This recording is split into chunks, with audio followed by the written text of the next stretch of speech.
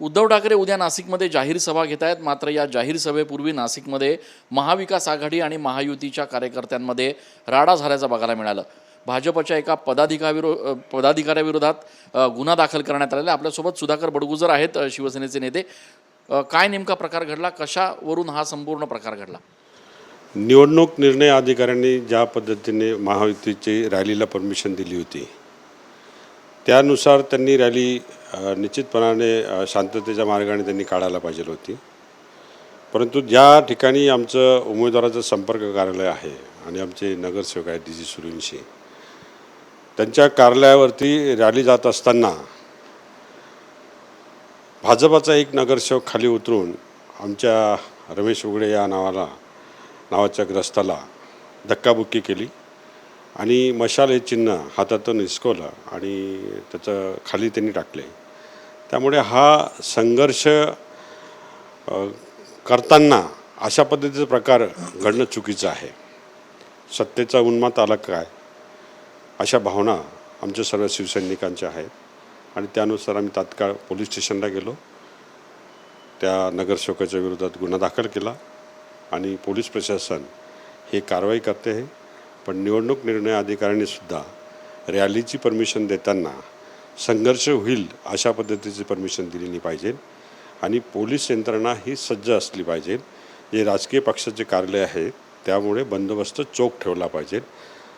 निश्चितपणाने यापुढे पोलीस प्रशासन तशी कारवाई करेल अशी अपेक्षा व्यक्त करतो. ओएसिस फर्टिलिटीच्या तज्ज्ञांनी IVF उपचार पद्धतीद्वारे 1 लाखांहून अधिक जोडप्यांना मातृत्व प्राप्तीचा आनंद दिला आहे.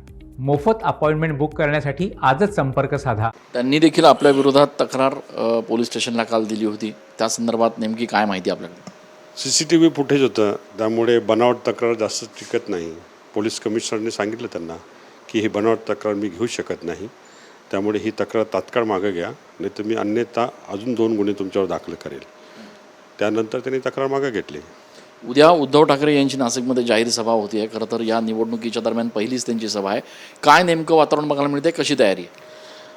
महाविकास आघाडीचे उमेदवार राजाभाऊ वाजे गेल्या 45 दिवसापासून प्रचार करत आहेत आणि सर्व नेते, शिवसेनेचे नेते या ठिकाणी नाशिकमध्ये येऊन सभा घेत आहेत.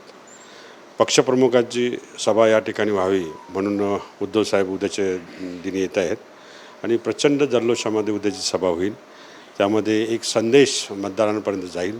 नाशिक शहराचा विकास कसा झाला पाहिजे आणि कशा पद्धतीने ही डेव्हलपमेंट आमचा उमेदवार लोकसभेमध्ये खासदार म्हणून गेल्यानंतर त्याचं प्लॅनिंग कसं करणार त्याबाबत ते निश्चितपणाने या ठिकाणी नाशिककरांना मार्गदर्शन करतील. खूप खूप धन्यवाद. उद्या उद्धव ठाकरे यांची नाशिकमध्ये सभा होती आणि त्या सभेचं संपूर्ण नियोजन जे आहे ते सध्या महाविकास आघाडीच्या या सगळ्या पदाधिकाऱ्यांकडनं केलं जातं आहे. दरम्यान नरेंद्र मोदी पंतप्रधान यांची देखील उद्या नाशिकमध्ये सभा आहे आणि त्याच्यामुळे उद्याचा दिवस हा सभांचा दिवस नाशिकमध्ये असणार आहे. कॅमेरा पर्सन प्रसाद पवारसह मी चंदन पूजाधिकारी, TV9 मराठी.